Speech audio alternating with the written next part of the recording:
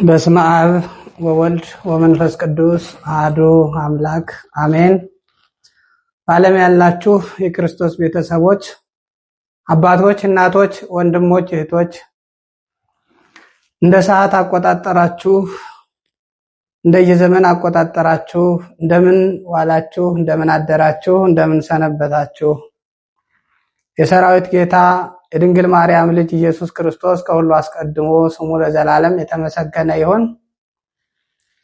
እንግዲህ ዛሬ እግዚአብሔር ቅዱስ ፍቃድ ነቢያትን ማገልገል በሚል ርዕስ እንማማራለን።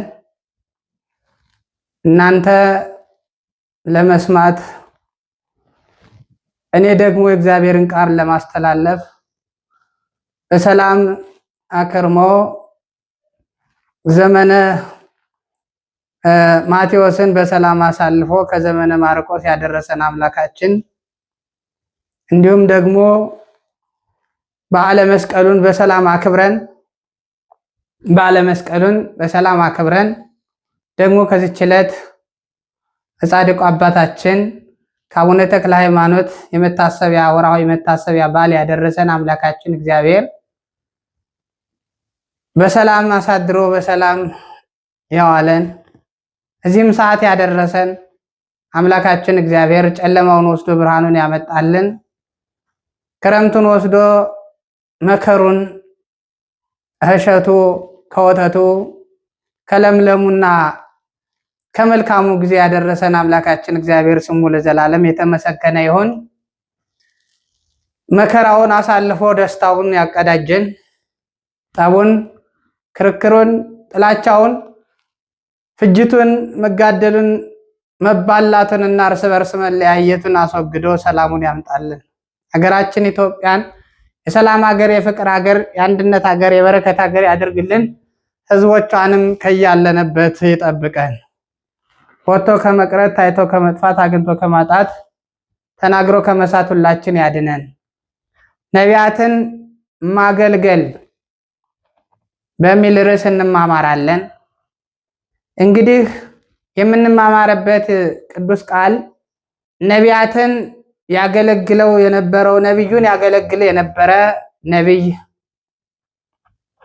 እንዲሁም ልጆቹንና ሚስቱን ከአገልግሎቱ የተነሳ ለአባቶች ካለው ቀናነት የተነሳ ዕዳ ሳይቀር እየገባ አራጣ እየተበደረ ዕዳ እየገባ ነቢያትን ያገለግል የነበረ ሰው እንደነበር ሁለተኛ መጽሐፈ ነገሥት ምዕራፍ 4 ቁጥር 7 ላይ ያለውን በማንሳት እንማማራለን። እግዚአብሔር አምላካችን ይህንን ቅዱስ ቃል ሰምተን እኛም ደግሞ የቅዱሳንን ማንነት የቅዱሳንን ጥቅም ማወቅ አለብን። ለእኔ ተናጋሪ አንደበት፣ ለእናንተ ሰሚ ጆሮ፣ ለሁላችን አስተዋይ ልቦና ያድለን። ነቢያትን ማገልገል፣ ሐዋርያትን ማገልገል፣ ጻድቃንን ማገልገል፣ ሰማዕታትን ማገልገል፣ እመቤታችን ቅድስት ድንግል ማርያምን ማገልገል የሚሰጠውን ጥቅም እንድናውቅ ነው ይሄን ርዕስ ያነሳውላችሁ። የነቢያትን፣ የሐዋርያትን፣ የሰማዕታትን፣ የጻድቃንን፣ የእመቤታችን የቅድስት ድንግል ማርያምን ስዕል እያነሱ ለሚቀዱት ለሚረግጡት ምሳሌ ይሆን ዘንድና የነሱን ክብራቸው እንዲጠበቅ ሰዎች የነሱን ጥቅም እንዲያውቁ ለማሳወቅ ያህል ነው። አባቶች በየገዳማቱ በየአድባራቱ በየቤተ ክርስቲያኑ ያስተምራሉ። እኛም ደግሞ በተቻለን መጠን ደግሞ እንዲሁ እናስተምራለን። እግዚአብሔር አምላካችን ሰሚ ጆሮ አስተዋይ ልቦና ያድለን። እንግዲህ ነቢያትን የሚያገለግል አንድ ሰው ነበር። ከነዚህም መካከል ነቢዩ ኤልሳን፣ ታላቁን ነቢይ ኤልሳን ያገለግለው የነበረ አገልጋይ ነበር። ይሄም ሰው ዕዳ እንደገባ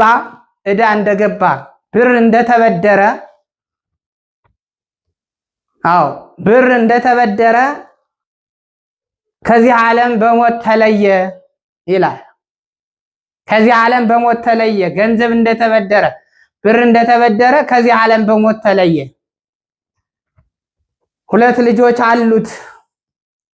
ሚስትም ይሄን ዕዳ እንደተሸከመች ባሏ በሞት ሲለይባት ከሐዘኗ በላይ ከችግሯ በላይ ዕዳ አለባትና ተጨነቀች። ገንዘቡን ያበደረው ንጉስም በፈረሱ ተቀምጦ እየጋለበ መጥቶ ባልሽ ከኔ ገንዘብ ተበድሮ እንደቀረ ታውቂያለሽ፣ ባልሽ ከኔ ገንዘብ ተበድሮ እንደቀረ ታውቂያለሽ። ስለዚህ ገንዘቤን ትከፍያለሽ። ገንዘቤን ካልከፈልሽ ግን ልጆችሽን በባርነት እወስዳቸውና በባርነት እገዛቸዋለሁ አላት።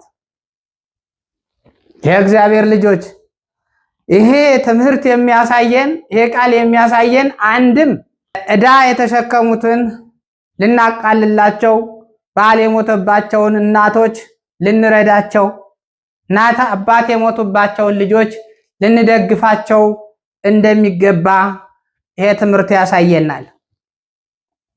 ሌላው ደግሞ ውለታን ላለመርሳት፣ ውለታን እንዳንረሳ፣ የተደረገልንን እንዳንዘነጋ፣ የሰዎችን ውለታ እንድንከፍል ይሄ ትምህርት ያስረዳናል፣ ያሳየናል የእግዚአብሔር ልጆች።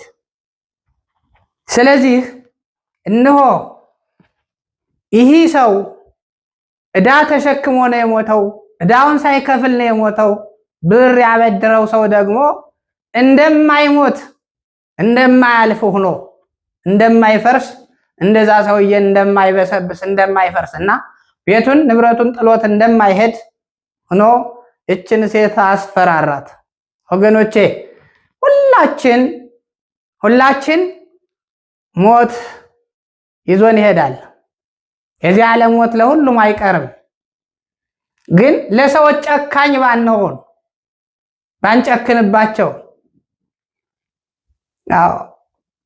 ባንጨክንባቸው ጊዜ አይተን ጊዜ ደገፈን ብለን ቀን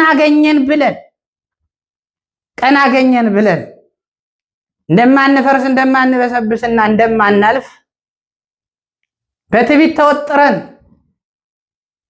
እነሆ ሰዎችን የምናሰቃይ ከሆነ ነገ መልሶ ብድራታችን ይከፈለናል። ለተገፉት ግን እግዚአብሔር ይደርስላቸዋል፣ ነብዩንም ይልክላቸዋል። ስለዚህ የእግዚአብሔር ልጆች የችን ሴት ይሄ ሰው መጣና አስጨነቃት። ልጆችሽን በባርነት ወስዳቸዋለሁ አላት። እሷም ተጨነቀሽ። ከባሏ ሞት በላይ ከሐዘኗ በላይ ትዳሯ ከመቅረቱ በላይ ድሃ ልጆች ይዛ እና አባት የሌላቸው ልጆች ይዛ ከመቅረቷ በላይ ነው ደግሞ ዕዳ አለብሽ ብሎ ሰው አስጨነቃት ይላል። ግን ነቢያትን ማገልገል፣ ሐዋርያትን ማገልገል፣ ጻድቃንን ማገልገል፣ ሰማዕታትን ማገልገል፣ ቅዱሳንን ማገልገል፣ እግዚአብሔር የመረጣቸውን ማገልገል ግን ምን ያህል እንደሚጠቅም አስቡት። ስለዚህ ይህችም ሴት ወደ ጻድቅ ወደ ሆነው ነብይ ወደ ኤልሳ ሄደች። ባሪያ ሙቷል፣ ከዚህ ዓለምም ተለይቷል። ከኔም 2 ልጆችን ጥሎ ሄዷል። 2 ልጆች ወልዶ ሄዷል። ዕዳ አለበት። ለነቢያት ያደርገው የነበረው በክፉ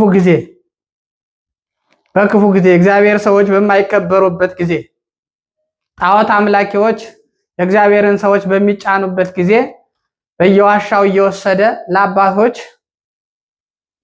ዕዳ ሳይቀር ገንዘቡን ጨርሶ የሰው ገንዘብ የመንግስት ገንዘብ ተበድሮ ለአባቶች አገልግሎት ምግብ፣ ልብስ፣ የተለያየ ነገር ያደርግ ስለነበረ ባሪያህ ከዚህ ዓለም እንደተለየ እንደሞተ ታውቃለህ። አሁን ዕዳ ጥሎ ሄዷል። ልጆቹንም ባለዕዳው መጥቶ በባርነት ይዟቸው ሊሄድ ነው። ስለዚህ እባክህን በጸሎት አግዘኝ አለች። እባክህን በጸሎት እርዳኝ አለች። ጻድቁ አባታችን አቡነ ተክለ ሃይማኖትን በጸሎት አግዘኝ ልንላቸው ይገባል። ጸሎት አግዘኝ፣ አዎ የኛ የሐዲስ ኪዳን ነብያችን የሐዲስ ኪዳን አባታችን የሐዲስ ኪዳን ጻድቅ አዎ ታላቁ ሐዋርያ አዲሱ ሐዋርያ ጻድቁ ተክለ ሃይማኖት ያውም የሀገራችን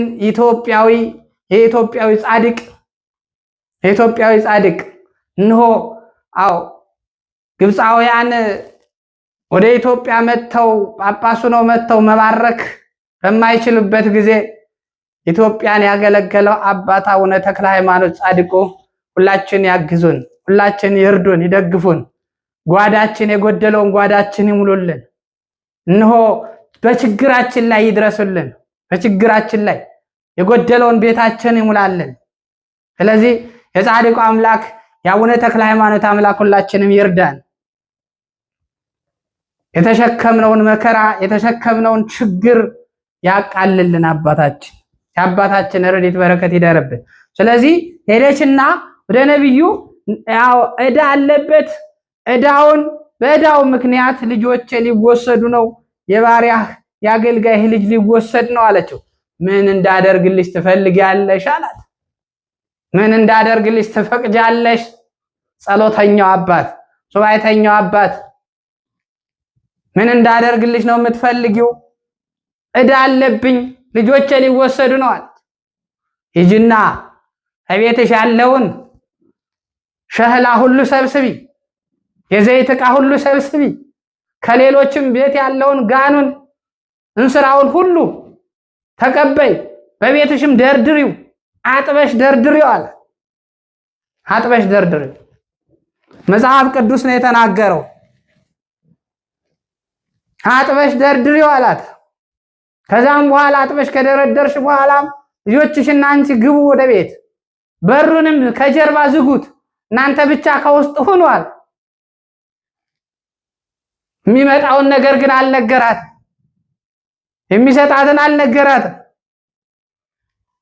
ዕቃውን ሁሉ ባዶውን ደርድራችሁ ወደ ቤት ገብታችሁ በሩን ከጀርባ ዝጉት፣ ማንም እንዳይገባ። አዎ በስውር የሚረዳ አምላክ፣ በስውር የነገሩትን በግልጽ የሚሰጥ አምላክ እግዚአብሔር ከነብዩ ጋር አለና እንደተባለችው ይሄንን የዘይት ዕቃ በየጎረቤቱ ያለውን ሰብስባ ከልጆቿ ጋር ወደ ቤቷ ገባችና በሩን ዘጋች። በሩን ዘጋች ማለት ምን ይመስላችኋል? በራችን ዘግተን እንጸልይ፣ ቤታችን ዘግተን እንጸልይ። አዎ በር መዝጋት ሱባኤ ነው። በሩን ማንም እንዳይገባ እንዳያሰናክል፣ በጸሎት ሰዓት እንዳያሰናክል ጸልዩ አላት። ያንን ዕቃ ሰበሰበችና በሩን ዘጋሽ። ከልጆቿ ጋር ሆና ወደ ፈጣሪዋ ጮኸሽ። የነብዩ የኤልሳ አምላክ የአባታችን አምላክ አግዘኝ እርዳኝ አለች። ያ ባዶ ዕቃ ለምን ተሰበሰበ? ምሳሌው ምንድነው? እኔ ጓዳዬ ባዶ ነውና፣ ቤቴ ባዶ ነውና፣ ምንም ነገር የለኝም፣ አንተ ሙላልኝ፣ አንተ አግዘኝ መድኃኔዓለም ማለት ይገባናል። ስለዚህ ከዛም በኋላ ዘወር ብላ ስታይ፣ ዘወር ብለው ሲያዩ የዘይት ዕቃ ሁሉ ዘይት ሞልቷል። ዘይት ሞልቷል። በምን? በአባታችን በነብየ እግዚአብሔር በኤልሳ ጸሎት። ኤልሳ ወደ እግዚአብሔር ከተራራው ወጥቶ ወደ እግዚአብሔር እጁን ዘርግቶ አቤቱ ጌታ ሆይ ድሃይቱን ሴት እርዳት፣ ልጆቿንም በባርነት ከመወሰድ አድናቸው፣ በረከትን በቤታቸው ሙላ፣ የሚሳንህ ነገር የለም፣ ሁሉ በእጅህ ሁሉ በደጅህ ስለሆነ አዎ አንተ የሚሳንህ ነገር የለምና የድሃይቱን እንባ አብስ፣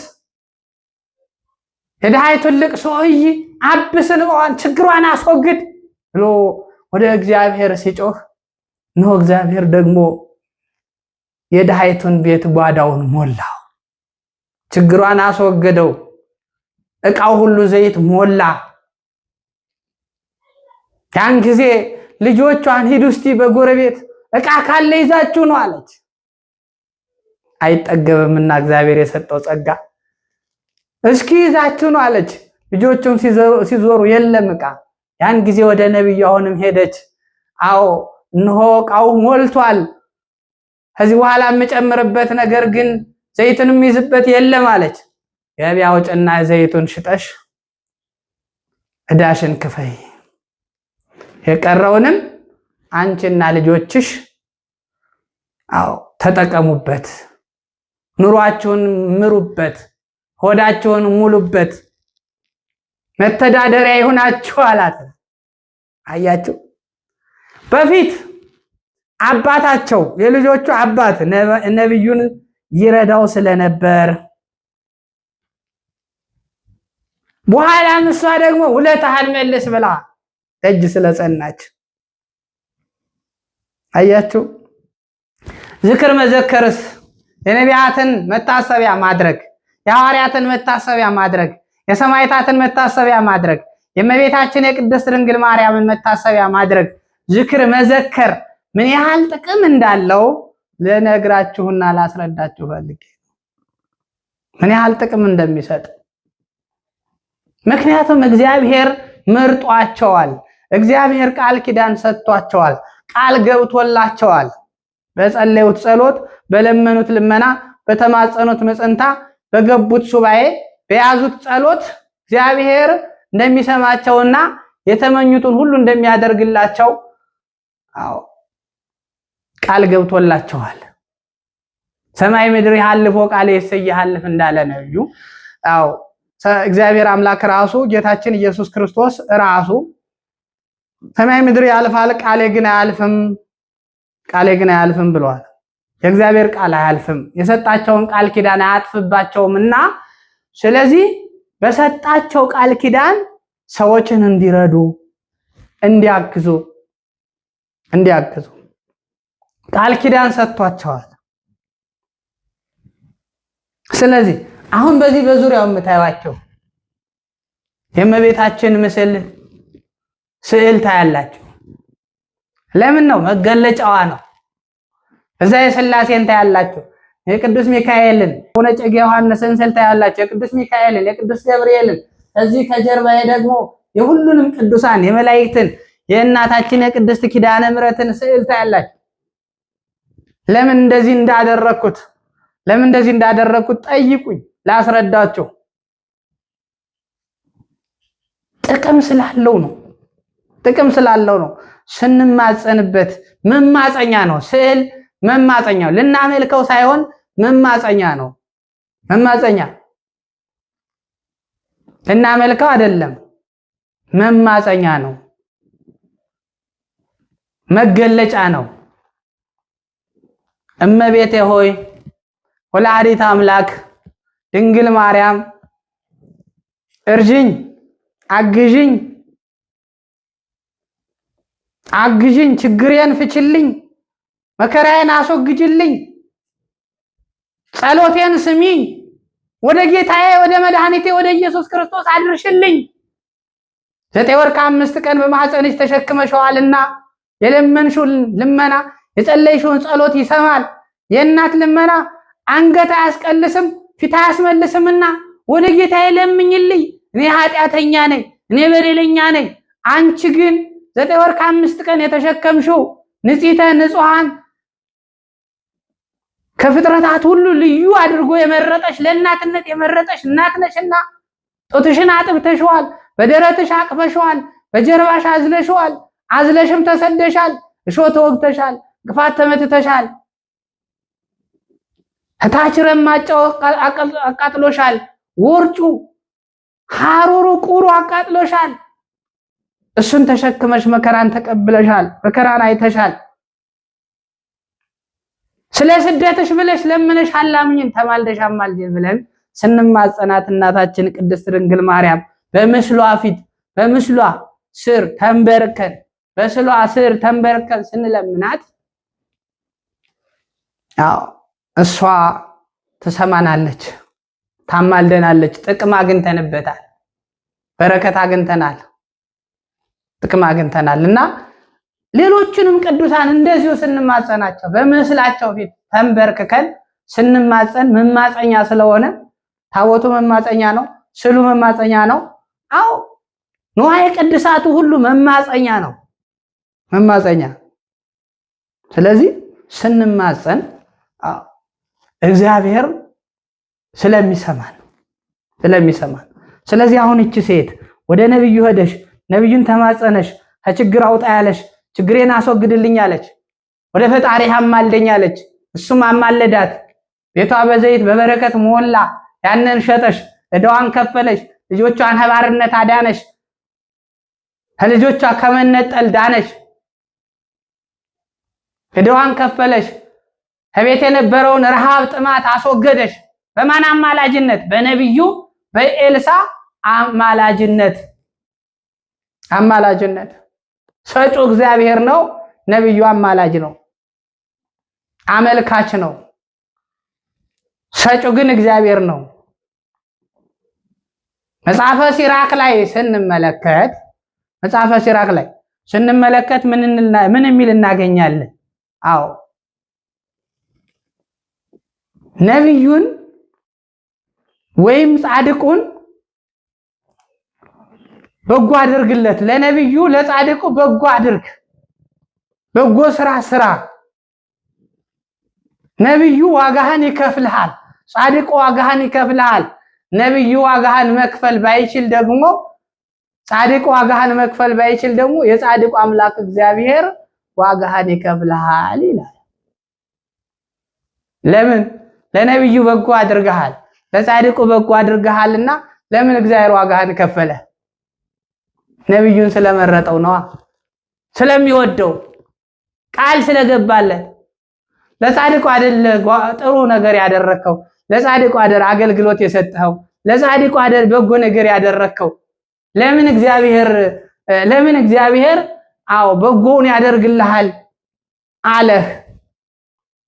ለምን እንዲህ ብሎ ጻፈው ብትሉ እነሆ ጻድቁን የመረጠው እግዚአብሔር ነው፣ ቃል ገብቶለታል። ስምህን የጠራ መታሰቢያህን ያደረገ በአማላጅነት የተማመነ መንግስተ ሰማያትን አወርሰዋለሁ ቁራሽ እንጀራም ሳይቀር። በማቴዎስ ወንጌል እንደተጻፈው ነብዩን በነብይ ስም የተቀበለ ጻድቁን በጻድቅ ስም የተቀበለ የነብዩንም የጻድቁንም ዋጋ ያገኛል ተብሎ ተጽፏል።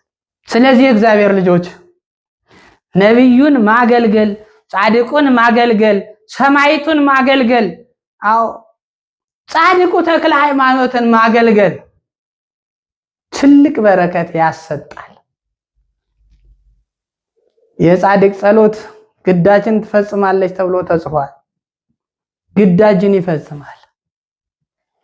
ስለዚህ ወገኖች በዓለም ያላችሁ፣ በምንፍቅናው ዓለም ያላችሁ፣ ከዚች ከኦርቶዶክስ ተዋህዶ ሃይማኖት ውጪ ሆናችሁ ነቢያትን የምታቃልሉ፣ ሐዋርያትን የምታቃልሉ፣ ሰማዕታትን የምታቃልሉ፣ እመቤታችን ቅድስት ድንግል ማርያምን የምታቃልሉ፣ ስዕሏን የምትቀዱ፣ ስዕሉን የምትረግጡ፣ መስቀሉን ጫማ አድርጋችሁ የምትረግጡ ሁሉ ደጋግሜ ነግራችኋለሁ፣ ተሳስታችኋል። ጥቅማችሁን ተነጥቃችኋል። በረከታችሁን አጥታችኋል። ጨለማ ውስጥ ትገባላችሁ። ብትጠነቀቁ ይሻላችኋል። ብትመለሱ ይሻላችኋል። ንስሐ ብትገቡ ይሻላችኋል። ዛር አምላኪዎች፣ ቃልቻ አምላኪዎች ደግሞ እናንተም ተመለሱ። እግዚአብሔር ያለኔ አምላክ የለም፣ ያለኔ ሌላ አምላክ አታምልኩ ብሏልና ዛር፣ ቃልቻ፣ ይሄ መናፍስት የምታመልኩ ሰዎች ደግሞ፣ በመናፍስት የምትገዙ ሰዎች ደግሞ እናንተም ተመለሱ። እግዚአብሔር አምላካችን ከሁላችን ጋር ይሁን። ኃይል አጋንንትን ያርቅልን። ነብዩን ማገልገል የሚያሰጠው በረከት ነው የትምህርታችን ርዕስ። ነብዩን ማገልገል የሚያሰጠው በረከት፣ ጻድቁን ማገልገል የሚያሰጥ በረከት፣ ነብይን በማገልገል የሚገኝ በረከት፣ ጻድቁን በማገልገል የሚገኝ በረከት ነው የትምህርታችን ርዕስ። ይሄ በረከት ዛሬ ያየነው በረከት የነብዩ የኤልሳ በረከት ነው። የነብዩ ኤልሳ በረከት ነው። ነብዩ ኤልሳ ከኤልያስ በረከቱን አገኘው። ኤልያስን አገለገለ። 12 ጥማድ በሬዎችን ትቶ ተከተለኝ ሲለው ተከተለው፣ ነብዩን አገለገለው። ኤልያስ 3 ዓመት ከ6 ወር ምስራቅን ዝጋ ሲል እግዚአብሔር ምስራቁን የዘጋለት ዝናቡን ያቆመለት፣ አውርድ ሲል ደግሞ ያወረደለት። ኤልያስ በእሳት ሰረገላ ወደ ሰማይ የተነጠቀ። ኤልያስ አካብና ኤልዛቤልን ጣዖታቸውን ያፈረሰ፣ ስራታቸውን ያረከሰ፣ ጣዖታቸውን ያፈራረሰ፣ አምልኮ ባይዳቸውን ያረከሰ፣ እግዚአብሔርን ደስ ያሰኘ፣ የእግዚአብሔርን ድንቅ ስራ ያስመሰከረ፣ የጣዖት ካህናትን የደመሰሰ ያሳፈረ ነብይ ነው። የሱ በረከት ለኤልሳ ተረፈው። የኤልሳ በረከት ደግሞ ለነ ዮናስ ተረፈ። ለዚች ሴት በረከት ሆናት፣ ልጆቿን ከባርነት አዳነላት። በረከት ከአባቶች ሲወርድ ሲወራረስ የኖረ ስለሆነ፣ ስለዚህ የነቢያትን በረከት፣ የሐዋርያትን በረከት፣ የሰማዕታትን በረከት፣ የጻድቃንን በረከት፣ የአበው የፍጹማን የመነኮሳትን የደናግልን በረከት ለማግኘት እነሱን በሚገባ ማክበር ያስፈልጋልና ዛሬ የጻድቁ የአባታችን የአቡነ ተክለ ሃይማኖት ወርሃዊ መታሰቢያ ስለሆነ የአባታችን የተክለ ሃይማኖትን ስም እየጠራ ቀዝቃዛ ውሃ የዘከረ ካለው ጠላ ማድረግ ይችላል፣ ካለው መደገስ ይችላል፣ ካለው ብዙ ማብላት ማጠጣት ይችላል። ከሌለው ደግሞ በስሙ ስለ አቡነ ተክለ ሃይማኖት ብሎ ቁራሽ እንጀራ የዘከረ ቀዝቃዛ ውሃ የዘከረ የአባታችን የጻድቁን የአቡነ ተክለ ሃይማኖትን በረከት ያገኛል። አቡነ ተክለ ሃይማኖት ምልጃው በረከቱ ያግዘዋል፣ ቤቱንም በበረከት ይሞላለታል። አሁን በየቤተ ክርስቲያን ድቃቂ ሳንቲም ስለ ጻድቁ አቡነ ተክለ ሃይማኖት ብላችሁ የምትሰጡት ሁሉ የጻድቁ የአቡነ ተክለ ሃይማኖትን በረከት ለማግኘት